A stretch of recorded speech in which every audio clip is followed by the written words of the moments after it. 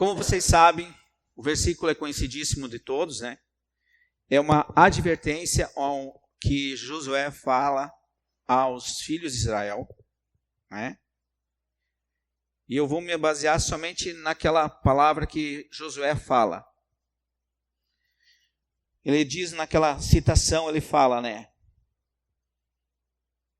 Eu e a minha casa serviremos ao Senhor.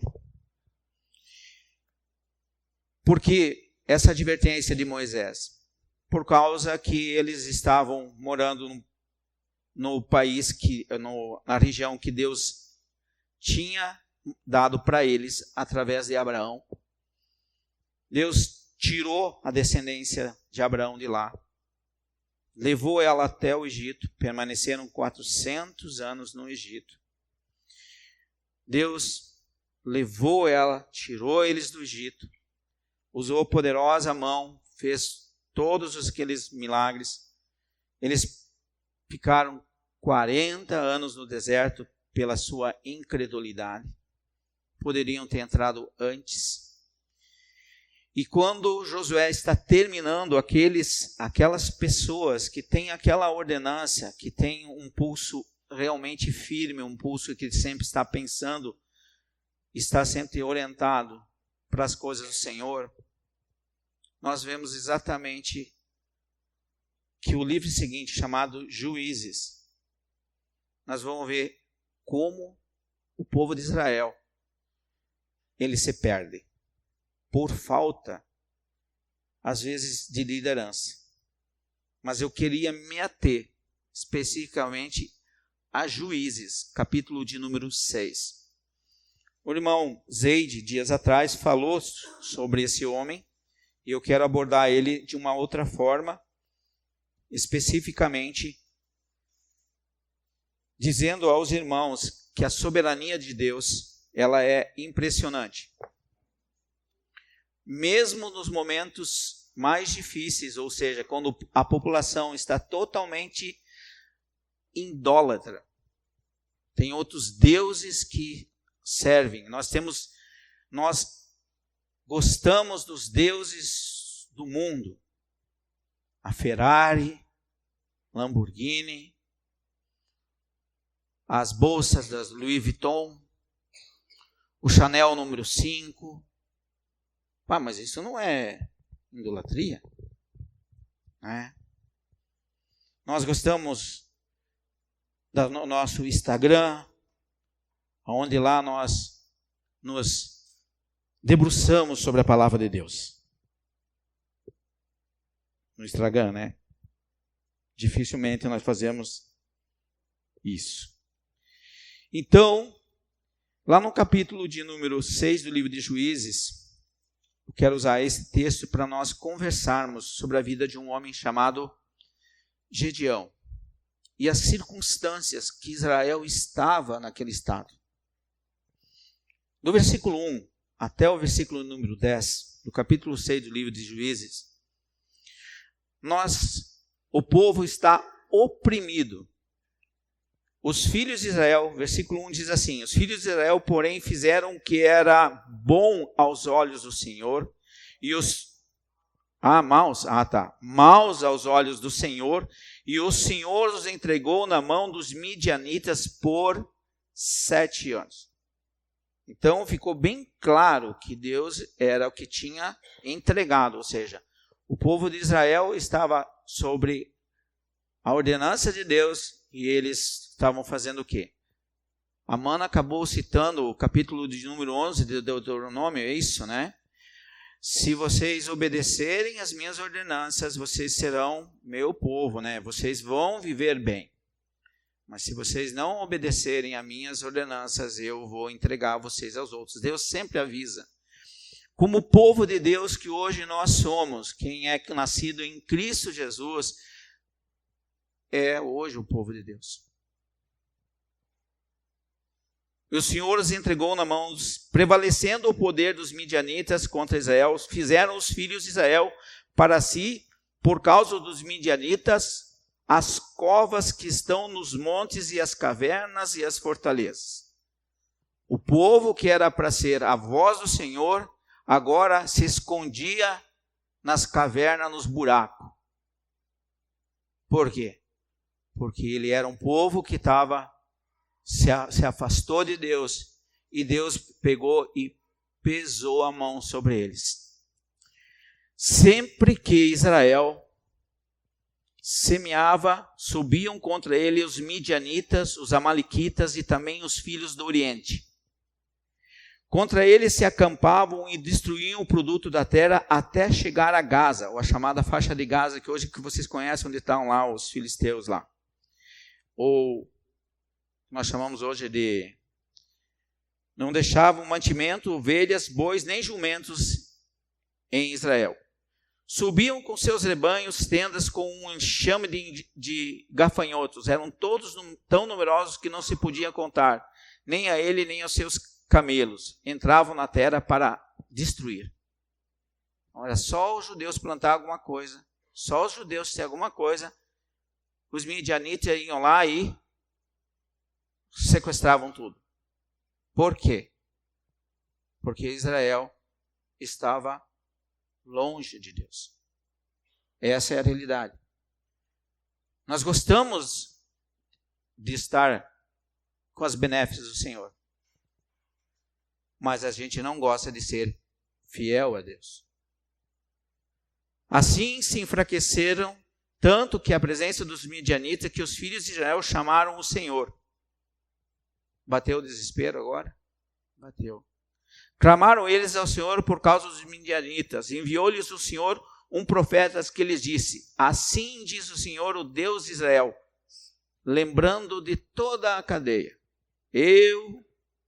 Do Egito eu vos fiz subir, e vos tirei da terra da servidão, e vos livrei da mão dos egípcios, da mão de todos quantos vos oprimiam. Eu os expulsei diante de vós, e vos dei a sua terra. Eu vos disse: eu sou o Senhor, o vosso Deus. Não temais aos deuses dos amorreus em cujas terras habitais. Mas não destes ouvido à minha voz.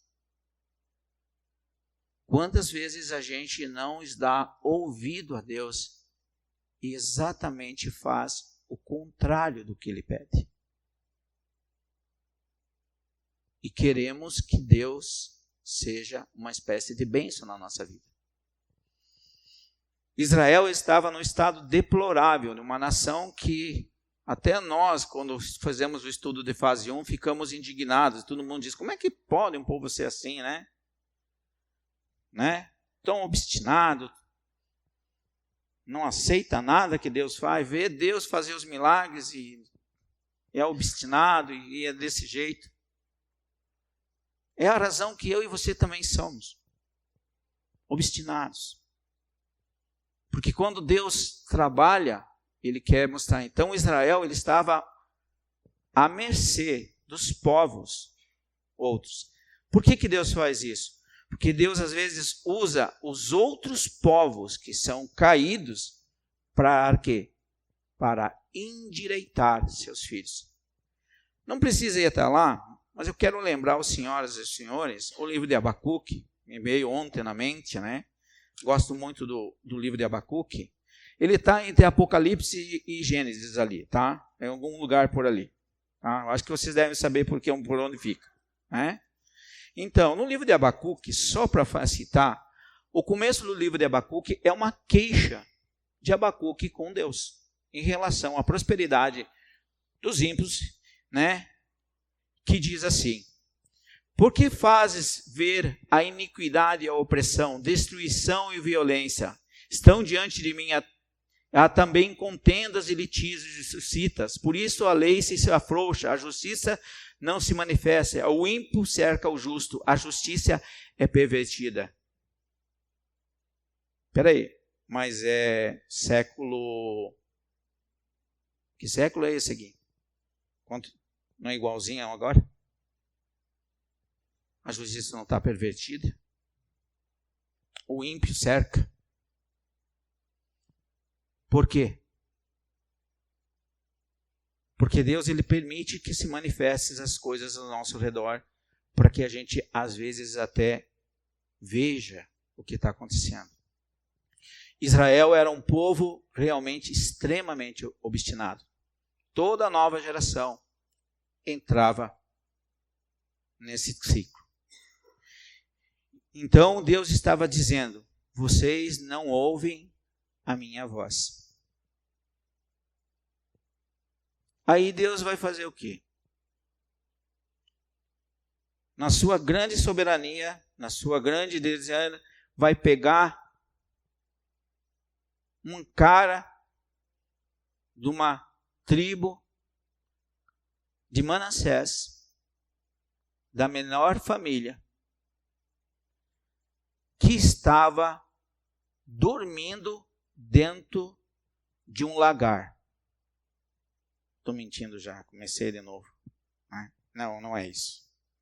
Olha só, versículo 11.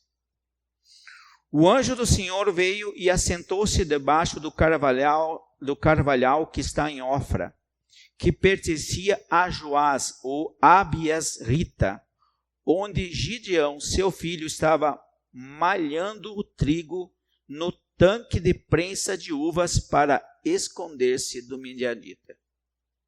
Então, o que esse jovem estava fazendo escondido? Dando um jeito de fazer trigo. Um jovem que estava trabalhando, dando um jeito de conseguir uma coisa para comer. Quem que Deus chama mesmo? Quem que está trabalhando. Não preciso citar 1 Samuel, capítulo 16, quando o nosso querido Jessé e nosso querido amado Samuel foi à casa de Jessé, e todos os filhos de Jessé, os 7 filhos, passaram pela frente de Jessé, e Deus não confirmou. Vou dizer que seja 6 para não falhar os números aritméticos aqui. E ninguém daqueles Deus contou que seria o novo rei de Israel. Tem mais algum filho?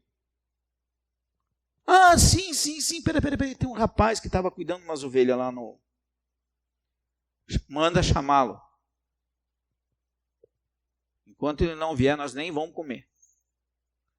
Quando chega, está o jovem Davi.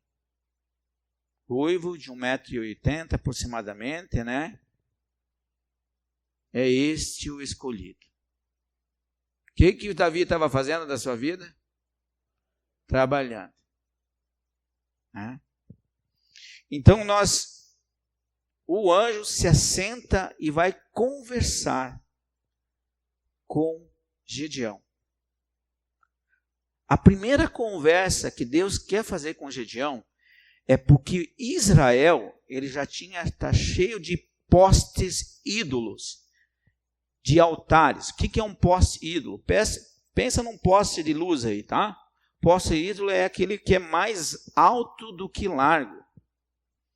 Tá? Então, eles tinham bastante adoração a tudo que é tipo de deuses dos que estão ao redor.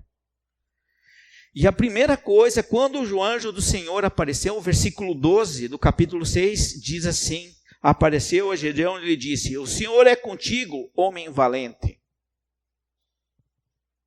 Gideão lhe respondeu: ah, Senhor meu, se o Senhor é conosco, por que tudo isso nos sobreveio? E que é que foi feito de todas as suas maravilhas que nossos pais nos contaram, dizendo: não fez o Senhor subir do Egito, mas agora o Senhor nos desamparou e nos entregou na mão dos midianitas. Gideão lembrava do grande e poderoso Deus que tinha feito diferença na vida dos ascendentes deles, dos avós.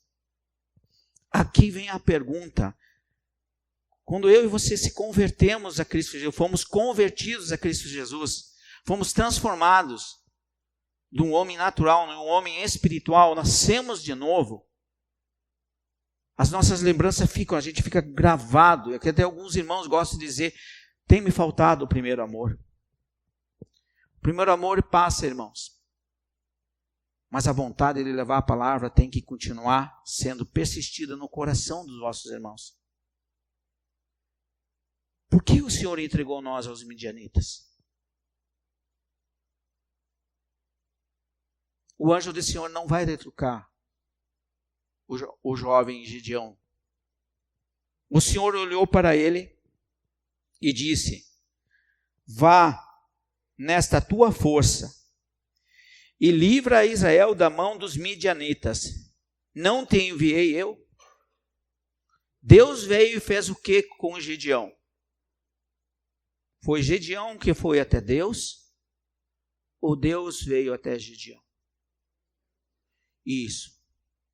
A soberania de Deus. Deus, ele vem e ele escolhe. A capacidade de vencer as coisas não está em nós, mas está naquele que nos envia. A gente vê as pessoas lutando por métodos, né? Como encher igreja, fazer isso, fazer aquele outro. Eu estou preocupado, e eu acredito que vocês também estão preocupados, é como nós encher o céu. Porque que adianta uma dia cheia e mortos espirituais, não nascidos de novo. Essa é a realidade que permeia na atualidade, ou seja, milhares e milhares de igrejas a rodo, levando pessoas a exaltar esse tempo que nós temos que passar aqui, vai ser no máximo talvez 100 anos. Então, Deus estava chamando Gideão para quê? Uma missão. Para fazer um trabalho para ele. O Senhor respondeu a Gideão. Senhor meu, como livrarei Israel? A minha família é a mais pobre de Manassés e eu sou o menor da minha família. Né? Eu sou a última bolacha do pacotinho lá embaixo. Né? Senhor meu, você lembra de nosso querido Moisés, lá no capítulo 4 do livro de Êxodo? Senhor, eu não consigo falar. Não tem problema, eu mando o teu irmão junto. Eu mando junto e você vai junto, o teu irmão vai junto, e daí ele fala, você fala para ele e você fala para o pessoal, né? Mas eu quero que você vai. Então Deus estava escolhendo Gideão para fazer um trabalho para ele. Então Deus veio e viu o que em Gideão? A soberania de Deus, quando ele olhou para nós e viu que nós podíamos ser usados por ele. Não são grandes batalhões que vencem a guerra do Senhor. São homens de Deus, dependentes de Deus. Né? E nós podemos falar, podemos citar, lembrando do apóstolo Paulo, da escolha soberana de Deus sobre esse homem. Então o Gideão está ali se dizendo que não é capacitado e não é de uma tribo importante. Ele é filho da descendência de Manassés, o primeiro filho de José. Prosseguiu Gideão. É isso? Tornou-se o Senhor: eu serei contigo, e tu ferirás os midianitas como se fosse um só homem. Então Deus estava prometendo: eu vou cuidar de você. Eu vou ser o teu escudo. Eu vou fazer você ganhar essa guerra. Você lembra que no tempo que vocês olharem, no tempo do livro de Josué, todas as vezes que eles iam ao campo de batalha, eles se lembravam de fazer o que para Deus? Colocar diante de Deus aquela guerra, pedindo, sacrificando os animais lá, fazendo os holocaustos, lembrando que era Deus que ia dar a vitória. Eles estavam dependentes de Deus. Parece que o deserto, ele ensina eu e você a dependermos de um Deus que é maravilhoso, que gostaria muito que nós ficássemos dependentes deles. Mas Gideão precisa resolver uns probleminhas na casa primeiro. Olha só. Prosseguiu Gideão: rogo-te, achei graça aos teus olhos, dai-me um sinal que és tu que está falando comigo. Então lá vai Gideão, né? Rogo-te que não te aparte de mim até que eu volte trazendo um presente e ponha diante de ti. Respondeu ele: esperarei até que volte. Primeira coisa que Gideão pensou em fazer é fazer um agrado, fazer um sacrifício, fazer o quê? Honrar aquele Deus. Algumas versões de vocês têm que ele vai pegar ele vai fazer exatamente aqui, fala como um presente na minha versão. Ele vai dizer assim: Gideão foi para casa, preparou um cabrito, bolos de fermentos de uma efa de farinha, pôs a carne num cesto, o caldo numa panela, trouxe tudo debaixo do carvalho e apresentou ao anjo do Senhor. O anjo do Senhor, porém, lhe disse: toma a carne e os bolos sem fermento, põe-as sobre as rochas e derrama-lhe por cima o caldo, e assim ele o fez. E aqui o anjo do Senhor estendeu o cajado, apontou o cajado que estava na sua mão e tocou na carne e nos bolos do seu fermento. Então subiu o fogo da rocha e consumiu a carne e os bolos sem fermento, e o anjo do Senhor desapareceu da presença dele. Então ele fez uma oferta ao Senhor, ou seja, ele lembrou do sacrifício da promessa do libertador. Deus consumiu e aceitou a oferta dele. E vocês devem lembrar, quem estudou o tabernáculo, que Deus, quando a primeira vez ele levanta o tabernáculo, eles sacrificaram, eles fizeram, e Deus aceitou a oferta, e eles lançou grande fogo no grande altar. E o tabernáculo do Senhor, que é uma representação do Messias e seus atributos, Deus aceitou. Então Deus estava chamando o menor do menor do menor na tribo. Gideão veio honrar Deus, então ele está ajeitando a casa. Agora vem um outro detalhe que vai ser feito.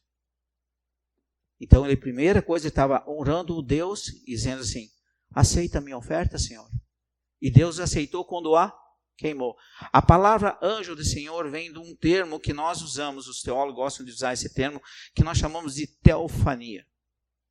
Teofa quer dizer a ideia de que a manifestação do Messias, ou do Jesus, antes da sua vinda física à terra, né? Pode ser que é exatamente ele que veio aqui, né?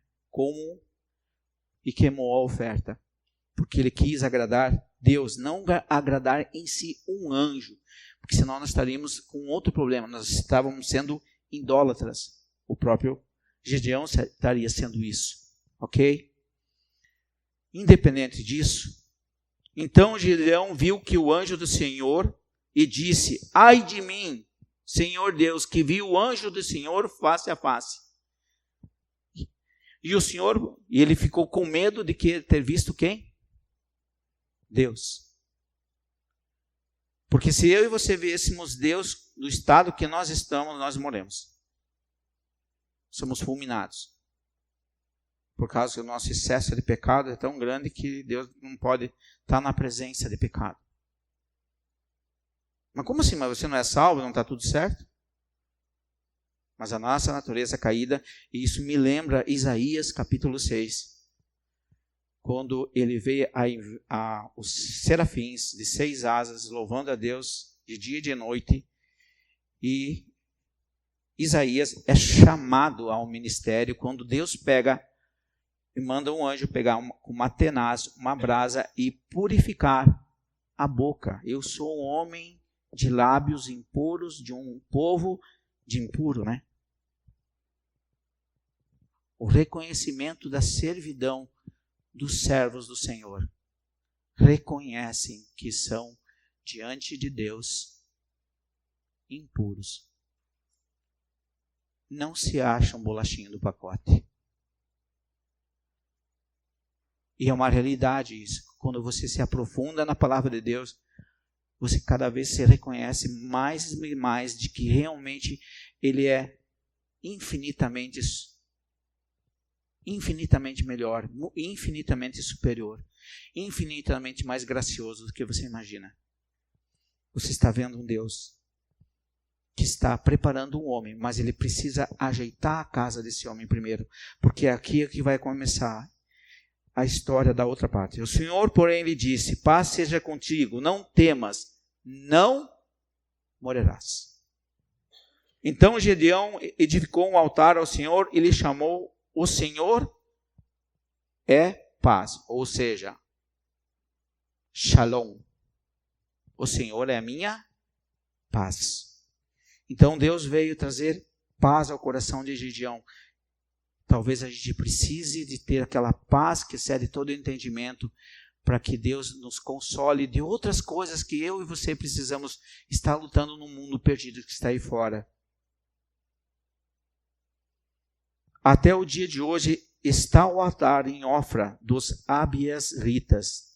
Naquela mesma noite o Senhor disse: toma um boi do teu pai, a saber, o segundo boi de 7 anos. Derruba o altar de Baal, que é do teu pai, e corta o poste sagrado que está de pé dele. O pai dele tinha construído um ídolo para adorar. Qual é o ídolo que tem que ser retirado para você ser usado por Deus? Por isso que os irmãos, a gente fica, parece que chega a ser até meio chato, insistente, que nós precisamos que os irmãos entendam que aquele que trabalha para a obra do Senhor, seja eu, ou seja o Zeide que estamos, seja os irmãos que dão, tem que ter o sentimento de se sentir a necessidade de ser santificado, de viver uma vida íntegra. Não estou dizendo perfeita, mas íntegra. Agora é necessário fazer uma limpeza na casa do pai do Gedeão, porque senão eu não posso te lançar. Aí o que vai acontecer? Edifica o Senhor o teu Deus um altar no cume desse monte forte e de forma devida. Toma o segundo boi e oferece em holocausto com ele a lenha que cortasse no bosque. Então Gedeão tomou 10 homens dentre os seus servos e fez como o Senhor lhe disse no versículo 27. Mas temeu ele a casa do seu pai e os homens daquela cidade. Não o fez de dia, mas de noite. Ficou meio com medo ainda, né? Se eu fizer de dia, o pessoal vai ficar, que ele vai me bater. Por quê? Por que você está destruindo aquele ídolo lá, né? Porque o pessoal já estava tão desviado, ou estava tão longe do Senhor, que ele ficou ainda apavorado. Mas ele fez para o Senhor, mas fez como se fizesse escondido. Tem um certo medo. O querido Deus, então, levantou-se os homens daquela cidade. Então, o que aconteceu? Mas temendo fez de noite. Versículo 28. Levantou os homens daquela cidade de madrugada e encontraram o altar de Baal derrubado, o bosque estava ao pé dele cortado, o segundo boi oferecido no altar edificado. E uns aos outros diziam: quem fez isso? Não tiveram dúvida. E perguntaram, e investigando, concluíram: foi Gedeão, filho de Joás, que fez isso. Então, Gedeão precisava limpar a casa dele primeiro, para depois poder ser trabalhado por Deus. E aqui vem o revés, olha só. Parece estranho, mas o pai dele... Então os homens daquela cidade, disseram a Joás: traga para fora o teu filho, deve morrer por ter destruído uma estátua. Então se vê que morrer porque derrubou o altar de Baal e cortou um bosque que estava ao pé dele. Aí Joás diz que é o pai, porém disse a todos que se puseram contra ele: defendereis Baal? Havereis de livrá-lo? Qualquer que por ele lutar, ainda que esta manhã, será morto. Se ele fosse Deus, poderia defender-se quando alguém lhe derrubou ao altar? Se ele é Deus mesmo, ele podia ter evitado que Gedeão derrubasse. Ele está precisando de vocês para botar ele de volta? Então, ele estava dizendo que o próprio, Gedeão vai ser chamado de um outro nome, né? Jerubbaal. Contendeu com Baal. Então, Baal nada mais é que um ídolo no coração daquele povo que tinha sido trazido, tirado da escravidão. E nós temos uma tendência a exatamente começar bem as nossas carreiras e terminar muito mal.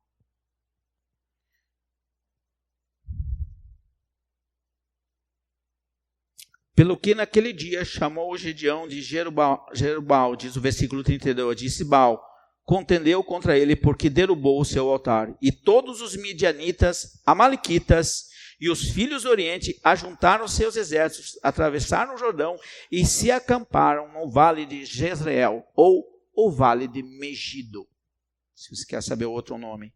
Então o Espírito do Senhor revestiu Gedeão. Agora quem agora está revestido? Isso. Deus está usando Gedeão. Agora Deus é um escudo. Revestiu ele. Você ouve essa frase em Gênesis capítulo 15. Eu acho que é 15. Que diz lá: Abraão, eu sou o teu escudo. Eu já falei para os irmãos isso. Comentei com os irmãos sobre isso. Todo salvo em Cristo Jesus é protegido por Deus. Porque se nós não fôssemos protegidos por Deus, irmãos, não há dúvida que o nosso inimigo maior e suas hostes não teriam compaixão nenhuma de destruir nós, de acabar com nós, porque nós podemos fazer a diferença, irmãos. É tão intrigante isso, porque quando você lê o livro de Jó, você olha o livro de Jó lá, e quando tem visto o meu servo Jó, claro, cheio da grana, dinheiro, até eu vou te louvar com tanta grana, né? Até eu faço isso para ti. Deus protegia Jó. Tira tudo. Num dia só. Todo mundo aqui, olhando. Muito legal de ler. Capítulo 1 e 2 do livro de Jó. Dá toda essa história. Destruiu tudo. Não estando contente, o nosso querido Satanás pede o quê? Não, é que eu não pude tocar no corpo dele também. Está liberado. Toca. Só não mata. Então, veja que Jó era protegido por quem? Por Deus. E quando Deus permite que alguma coisa toque em nós, a gente já não quer mais fazer nada para ele. Então, espera aí, calma aí, chega, né? Quando nós estamos sendo endireitados por Deus, porque a casa de Gedeão precisava ser, primeiro, restaurar o altar do Senhor. O altar não é como nós pensamos na nossa cultura. O altar nada mais era que um monte de pedras mal formadas, colocadas, lembrando sempre do sacrifício da promessa do libertador. Então, não era nada de fazer pedrinha, começar a botar massinha, fazendo, né? Depois põe algumas inscriçõezinhas, que a pouco você está adorando o altar. É o que as pessoas fazem. adoram a criatura no lugar do Criador. Então você está vendo o que Deus precisava. Eu preciso de você, Gideão, mas vamos restaurar a sua casa? Newton, eu preciso de você, mas eu preciso que você esteja com a sua casa em ordem. Por misericórdia, eu entendo que eu nunca estou com aquela perfeição que eu gostaria de estar para um Deus que teve a capacidade de me olhar lá na eternidade e olhou para você também e não teve dúvida de botar aquele maravilhoso homem há 2000 anos atrás naquela cruz do Calvário por você. Sangrou por você lá. E nós agora queremos dinheiro? Peraí. O chefe maior sofreu e você está querendo o quê? Um mundo que lá fora é perdido? Está esperando que ele vai te abraçar aqui, ó, vem cá, meu querido. Se você é filho de Deus, te prepare. Quem dá estudo bíblico, quem está numa missão do Senhor, sabe que a coisa pega. E a gente sabe que pega. Soldado que vai na guerra e não está esperando levar tiroteio, é porque nem foi para a guerra e nem é filho de Deus nessa história. Que daí, por isso, né? Os homens do Senhor, todos milionários na Bíblia. Né? Milionário. Meu Deus, como as pessoas têm um discurso que destrói. Então o Espírito do Senhor investiu Gideão 34, que tocou a trombeta e os asbiaritas passaram a segui-lo. Enviou mensageiros por toda a tribo de Manassés, chamou a batalha e enviou ainda mensageiros a Aser, Zebulon e Naftalim. Curiosidade, ele não chama o seu irmão Efraim, os descendentes de Efraim. Interessante, né? Disse Gideão a Deus: se há de livrar-me Israel por minhas mãos, como disseste, olha, eu porei um pouco de lã na eira, se o orvalho estiver somente na lã e seca a terra ao redor, então conhecereis que hás de livrar Israel por meu intermédio, como disseste. Gideão botou à prova quem? Deus. Fez um teste com Deus. Será que é Deus que está falando comigo? A pergunta é, irmãos queridos, como é que você sabe que Deus está falando contigo? Essa é a pergunta que muitos irmãos gostariam que tivesse assim, ó, de manhã cedo, né? Deus, o que eu devo fazer hoje? Filho, toma café lá. Né? Parece que nós estamos esperando um negócio desse, né? Se eu e você não nos debruçarmos na sua palavra, não conheceremos a vontade de Deus. Não conheceremos o que Ele gostaria que nós fizéssemos. Então, veja que Ele fez o teste e acontece que Deus, para acalmar o coração desse homem, numa geração perversa que estava, realmente aconteceu. E aquela lã, naquele outro dia, ele exprimiu e saiu um copo, uma tacinha de água, né? Deus mostrou que tinha poder de só fazer a lã ficar encharcada e tudo o resto seco. Às vezes Deus, Ele quer mostrar para nós que quem Ele é. Não contente. Nós sabemos que Ele não ficou contente. Agora vamos inverter, Deus. O negócio é o seguinte, né? A lã seca e tudo ao redor molhado. Tá bem.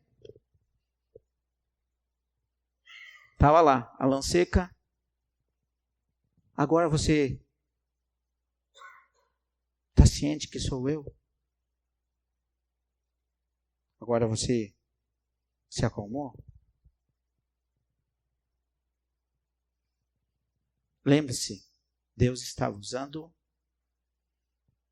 o menor dos menores do menor. Então Deus, ele é um Deus que faz a diferença, usando pessoas que aos olhos do mundo é loucura, para enganar os sábios desse mundo.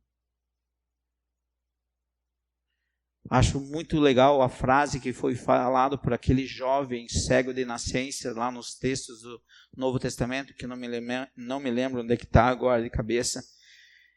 E a discussão era essa, que Jesus tinha tirado a cegueira dele, e os fariseus e os doutores da lei pegaram no pé dele, e mexeram com ele e disseram assim, não, agradeça a Deus, não é esse tal de Jesus.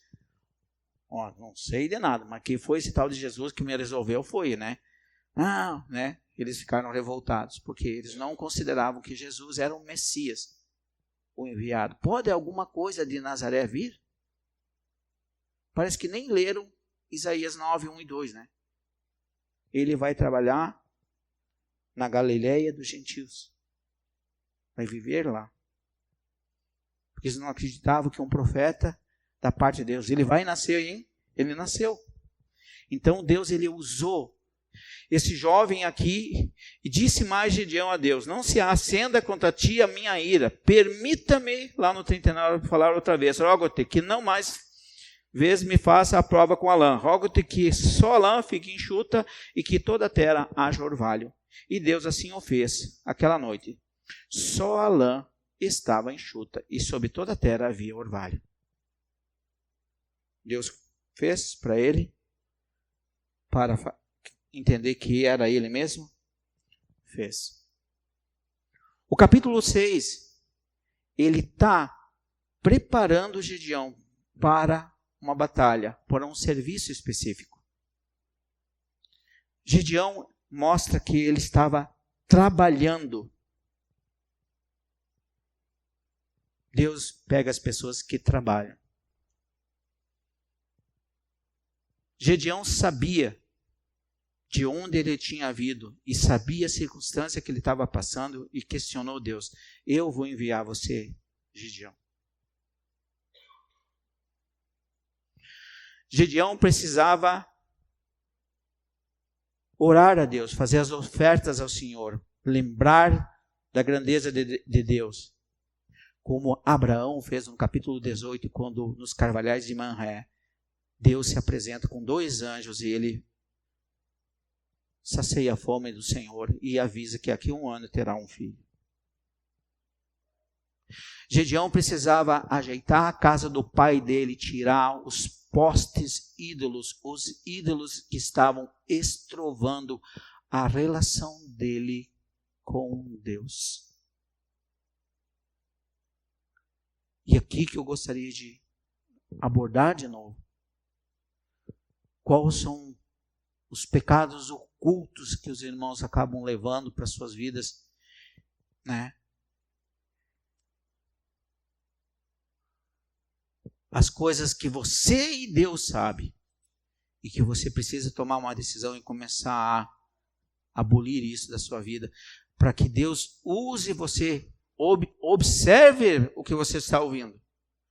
Gedeão vai ser usado por Deus para livrar o povo dele, mas ele precisava ajeitar a casa dele. E as nossas casas estão a serviço do nosso Deus? Ou aos postes ídolos?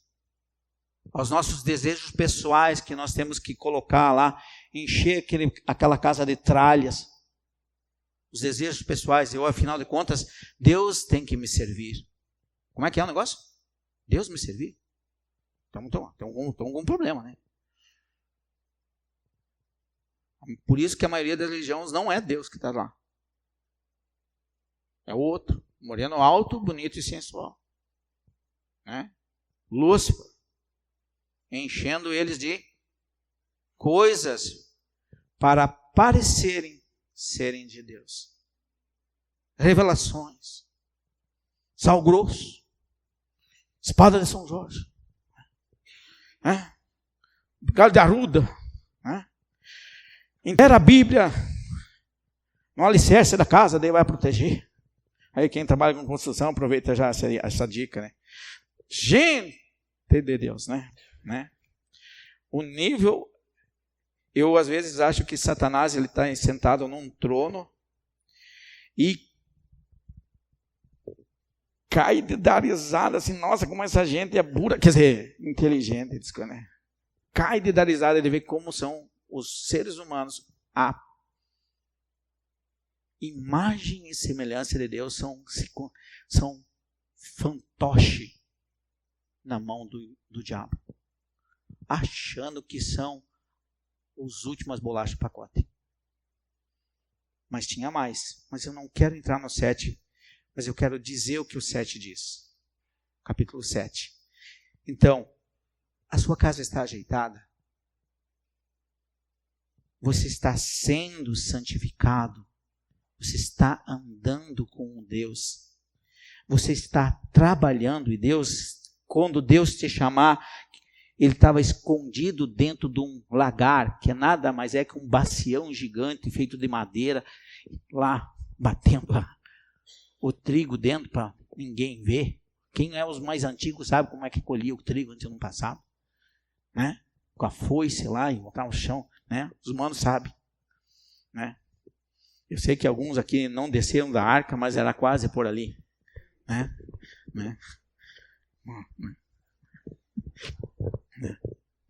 Ainda bem que eu não estou nessa parte, né? Então, o que eu estou querendo dizer com isso, que Deus estava fazendo o quê? Preparando um homem. E no capítulo 7, eu não quero entrar no capítulo 7, mas nós sabemos que o lado de lá era um enxame de gente contra. E do lado de cá era 32 mil.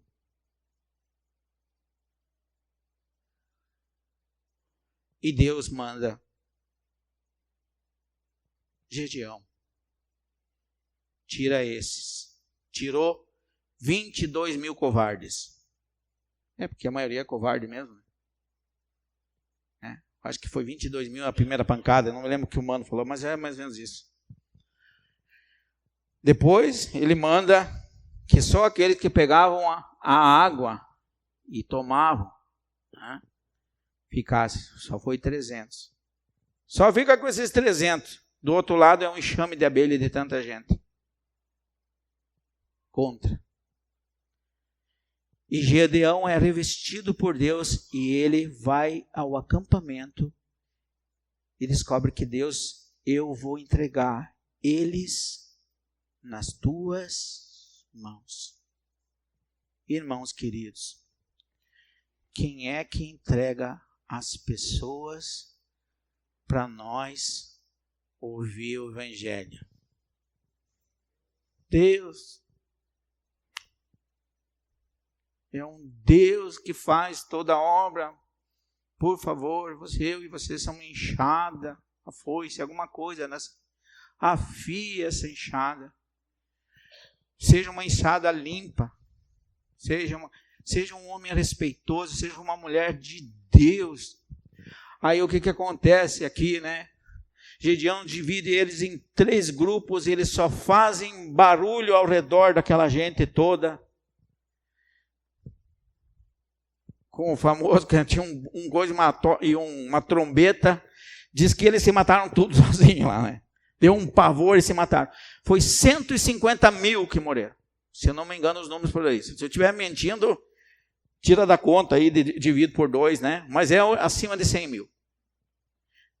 Deus criou pavor nas pessoas. E você pode ver que a pessoa sem Cristo vive em pavor. Mesmo vivendo sem pavor, não quer o Senhor Deus. E Gedeão, por que Deus reduz ele aos 300? Para não dizer assim, ó. Sabe quem venceu essa guerra? Fomos nós. Não foi Deus. Deus, ele deu a quantidade que ele queria. Ele podia botar mais? Podia. Mas ele queria demonstrar que quem ia fazer a diferença era o Deus de Gideão. Irmãos queridos, quem faz a diferença na nossa vida é o Senhor Deus. Ele tem acompanhado o que você anda fazendo? Você anda com esse Deus que é Ele que faz a diferença? Essa é a grande pergunta que eu deixo para nós pensarmos. Os nossos ídolos que estão para lá e para cá já foram derrubados da sua casa? O pessoal pensa que é a Cidinha. Não, a Cidinha não é. É a Nossa Senhora Desaparecida, tá? Eu não sei se vocês conhecem. Não é essas aí. Tem outros ídolos maiores, né? Roupas, turbantes, né? Caros, casa, etc. Depois que eu tiver rico, eu vou trabalhar para o Senhor, né? Quando que vai acontecer isso? Nunca. Deus pega homens trabalhando para serem usados por Ele.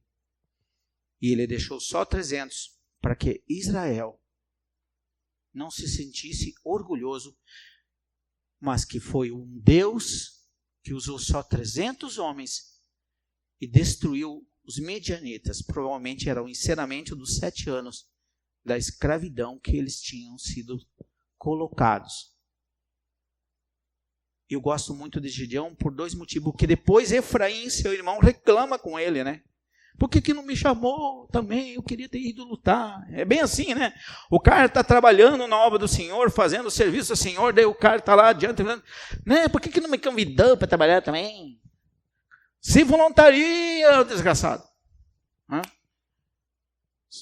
Deus, eis-me aqui, usa-me.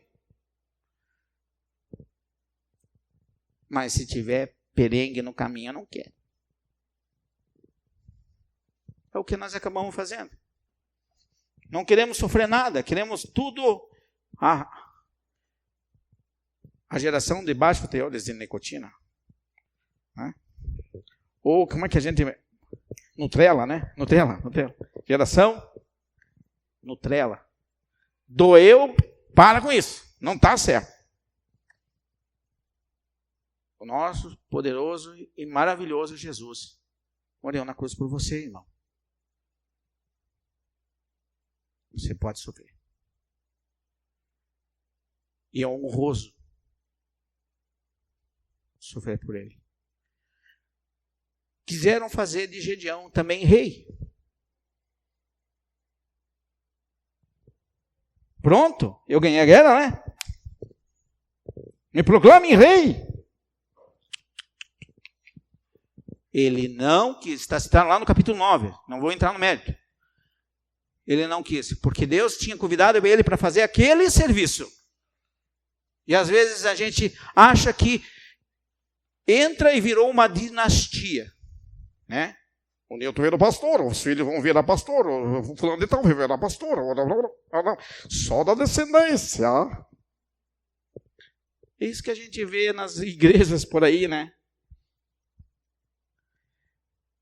Não, irmãos, meus filhos não nasceram para esse trabalho.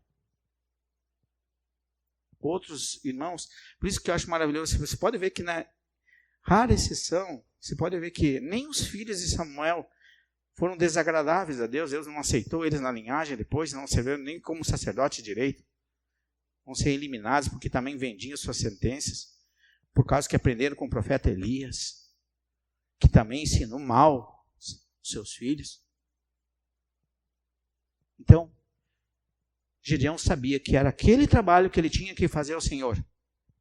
Ele o fez, porque Deus tinha escolhido ele para aquilo, ele entendeu que era aquilo, e daqui eu não passo, daqui é o meu trabalho e acabou. Muitos de nós queremos exatamente muito mais do que Deus manda nós fazermos, mas muitos de nós, eu gosto muito porque Paulo também reconhece E eu tenho que dizer que é um privilégio ser usado por Deus na obra dele.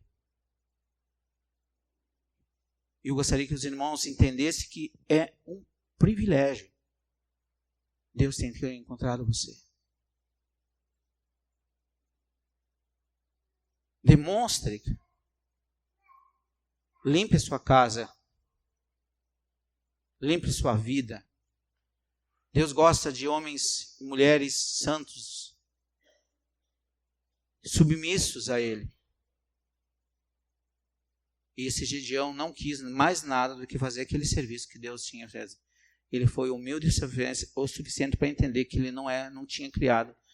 E eles queriam transformar ele num rei. E você lembra muito bem no capítulo 6 do livro de João, quando o pessoal lá recebeu comida de Jesus, queriam transformar ele em o quê? Em rei. Porque queriam a Bolsa Família para sempre.